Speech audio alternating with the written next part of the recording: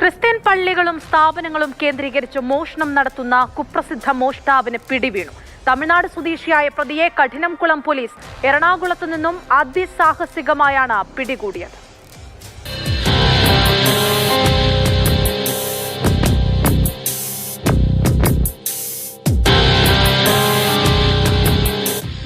Tamil Nadu Nagercoil tsunami colony സ്വദേശി ഡാനിയലാണ് കഠിനംകുളം പോലീസിന്റെ പിടിയിലായത്. കേരളത്തിലും തമിഴ്നാട്ടിലും മാറി മാറി മോഷണം നടത്തുന്നതാണ് ഇയാളുടെ രീതി.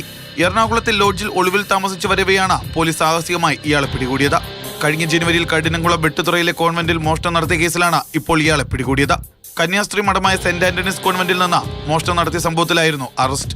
2 മൊബൈൽ ഫോണുകളും സ്മാർട്ട് വാച്ചും 10,000 രൂപയുമാണ് പ്രതി മഠത്തിൽ നിന്ന് കവർന്നത്. വെളുപ്പിന് 5:30 കന്യാസ്ത്രീകൾ പള്ളിയിൽ പോയ സമയം മനസ്സിലാക്കിയായിരുന്നു മോഷണം. കോൺവെന്റിന്റെ ജനാലയ്ക്ക് സമീപം സൂക്ഷിച്ചിരുന്ന താക്കോൽ കൈക്കലാക്കിയ ശേഷമാണ് മോഷണം നടത്തിയത്. തമിഴ്നാട് ചെന്നൈയിലും കേരളത്തിലെ വിവിധ ജില്ലകളിലും ക്രിസ്തീയ സ്ഥാപനങ്ങൾ കേന്ദ്രീകരിച്ച് മോഷണം നടത്തുന്നതാണ് പ്രതിയുടെ രീതി. കേരളത്തിലെ വിവിധ ജില്ലകളിൽ പ്രതിക്ക് 10ഓളം മോഷണ കേസുകളുണ്ടെന്നാണ് പോലീസിന്റെ പ്രാഥമിക അന്വേഷണത്തിൽ കണ്ടെത്തിയത്. എറണാകുളം ജില്ലയിലെ വിവിധ സ്റ്റേഷനുകളിൽ 6ഉം തിരുവനന്തപുരം ജില്ലയിലെ കഠിനംകുളത്തും മറ്റുമായി 4ഓളം കേസുകളും പ്രതിക്കെതിരെ ഉണ്ടെന്ന് കഠിനംകുളം പോലീസ് അറിയിച്ചു.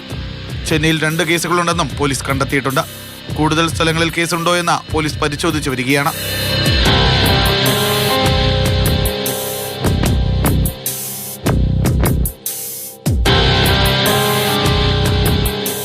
മാതൃഭൂമി ന്യൂസ്, തിരുവനന്തപുരം.